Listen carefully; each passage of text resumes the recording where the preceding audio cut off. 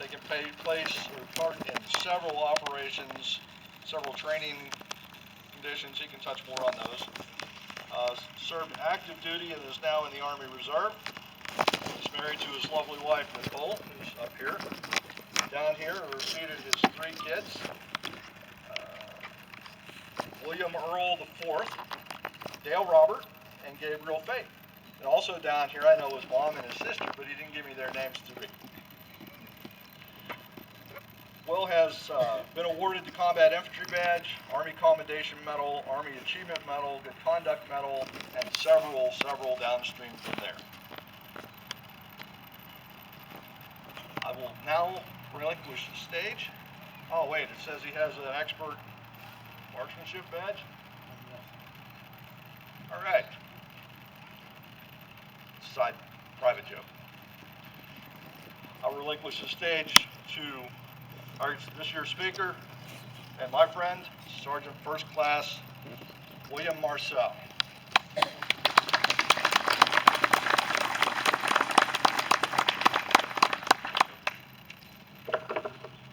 All right, hopefully I can live up to that introduction. And just so you all are tracking, Adam and I shoot together, and I have got to outshoot him, so that was a joke about the expert infantry badge. So I want to thank everybody for coming out today to remember our fallen. I want to thank Adam and the post for this invitation and this honor to speak here today. It's very humbling. I'll start with one of our greatest military commanders, General George Patton, once said, "It is foolish and wrong to mourn the men who have died. Rather, we should thank God that such men have lived." Today we gather not to mourn, but to remember. We stand here today to honor our fallen soldiers, brave men and women who gave their lives in battle so that we may continue to live in the land of the free and the home of the brave. Today across our great nation, people will gather at events much like this one. Elected officials and military leaders will give speeches honoring our fallen. People all across the United States will put aside their differences and join together in remembering and honoring those who have made the ultimate sacrifice. During this time of political divide and social unrest, Memorial Day comes as a breath of fresh air, like blue skies clearing away the dark clouds of anger and division.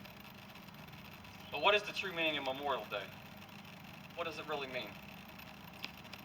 Why do we honor our fallen and hold them in such high regard? As a soldier who has served our country for over 18 years as a member of the United States Army, a veteran of multiple combat tours in Iraq, having served in all 3 components, active duty, National Guard, and now the Army Reserve, I will tell you what it means to me. In the Bible, Jesus tells us that the greatest sacrifice a man can make is to lay down his life for his friends. It is for this reason that soldiers since the time of World War I and beyond, who have dove on grenades, raced toward hails of bullets, braved artillery and mortar fire to rescue a fallen comrade, or with their dying breath, hurled a grenade or explosive charge into an enemy position, silencing it forever, have been awarded our nation's highest honor for valor, the Medal of Honor. Their last act of bravery, giving their life in service of their country, saving their fellow soldiers from certain death or capture, their names and deeds forever enshrined in the halls of honor. Countless others have been awarded the Silver Star, Bronze Star, and Purple Heart across hundreds of years in battlefields, but all with one thing in common. They laid down their lives for their country and their friends and never regretted it. I have had the honor of personally knowing 3 men who have given their lives on the battlefields of Iraq and Afghanistan. Each one came from a different walk of life, but each answered the call. Each served their country and never looked back. Sergeant Stephen Sherman was a chemical sergeant for Charlie Company 15 Infantry Bobcats out of Fort Lewis, Washington. He was a member of 1st Brigade 25th ID, Fort Lewis. Fort Lewis was my first duty station after graduating basic training at the end of February 2004. I remember Sergeant Sherman as always being a happy guy who loved the military. He was always willing to help you out, no matter who you were or what your rank was. And as a soldier fresh out of basic, That meant quite a lot. It was a rarity. He was killed on February 8th, 2005, 20 miles south of Marceau, Iraq, when a Stryker ICV infantry vehicle drove over a drain pipe filled with 155 artillery rounds, which exploded, blowing his vehicle to pieces. The attack left Sergeant Sherman dead and his driver seriously wounded. We found out afterward that Sergeant Sherman had been slotted to be a passenger on a different vehicle, but had offered to take the place of the assigned vehicle commander, who had just come off a full night of guard duty and was tired. This lacked in selfless act by Sergeant Sherman unintentionally saved the life of his fellow soldier and allowed that man to come home to his wife and young child. And Sergeant Sherman was single and had no children. What some may call chance, I say was fate and the hand of God. I had the honor of meeting Staff Sergeant Mike Baum at Fort Indianatown Gap in 2007. We were both attending Squad Designated Marksman Course. It was 1 year before we deployed to Iraq on my second combat tour. I only knew him for a short while, but from what I remember, he was a good man, a father of 4 children, who worked as a corrections officer at one of our state prisons here in Pennsylvania. Staff Sergeant Mike Baum was a squad leader with the 111th Infantry Battalion, 56th Stryker Brigade, 20th ID of the Pennsylvania Army National Guard. We were assigned to different battalions, but members of the same brigade.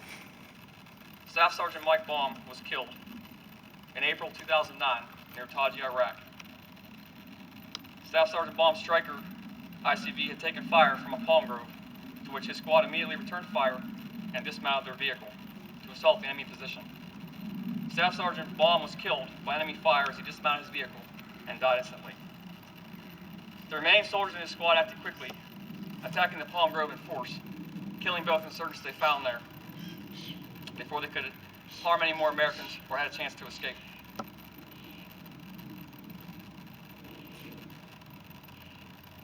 After his death, the gym at Camp Taji, Iraq was renamed in his honor. His name is also on the Wall of Heroes for the Pennsylvania Department of Corrections,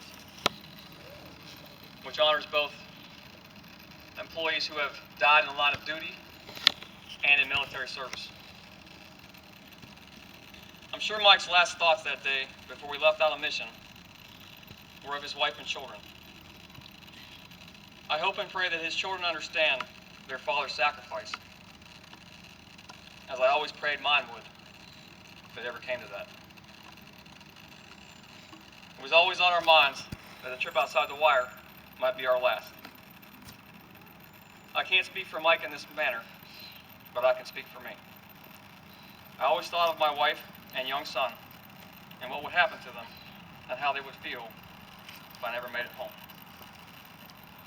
I had the honor of meeting Specialist Frank Palmgren at Fort Indianatown Gap also in 2007 while attending Squad Designated Marksman Course. He was an older man who had gotten out of the military after his initial enlistment, but had rejoined directly after the terrorist attack on 9/11. He was a member of the Army Reserve and had already done 1 combat tour overseas and was leaving for his second tour in November 2007. He told us all one night at dinner that his daughter was getting married in October. She had moved her wedding date up from its original scheduled date in the spring of 2008 so that he would be there to walk her down the aisle. He spoke of how happy he was and how honored he felt to be able to walk her down the aisle on this special day, and how grateful he would always be that she had changed the date so he could be there. I found out the following year that he had been killed by a roadside bomb in the spring of 2008 in Afghanistan, right around the same time of his daughter's original wedding date. Again, some people would say that this was strictly to chance. Some might say how horrible it was and how sad it was that he died. I know his death must have been hard on his family, and I'm sure his memory still brings tears to the eyes of those who loved him. But again, I see the hand of God. I'm sure Frank's last thoughts were of his family, his daughter, and how proud he must have been when he walked her down the aisle on the happiest day of her life. These are only 3 of the thousands of our brave men and women who have died on the battlefield in defense of this great nation, but they stand among the best. Each left behind a family: Steve, his parents; Mike, his wife and children; Frank, his daughter, and his new son-in-law. Each left an empty spot in someone's heart, an empty seat at the table never to be filled. Their voices forever silent, never again to be heard. Their boots forever dusty from the desert sand, and their dog tags cold to the touch. Their final uniform stained red with their blood. I know the odds of my path in life ever crossing with those they left behind are 1,000,000 to 1. But if our paths ever do cross, I will tell them how honored and how humbled I feel to have known these brave men, and how in my heart I truly love them as brothers. They might be gone, but we are still here. Their memories forever enshrined in those who knew them. I hope that all of you here today will remember these stories, their sacrifice, and take the time to say a prayer for their soul and the souls of those they left behind. I know that I am truly a better man for having known them. I am forever grateful for their sacrifice, and I'm forever honored for having served beside them. I will end here today with a simple request. Take some time this week to visit your local cemetery.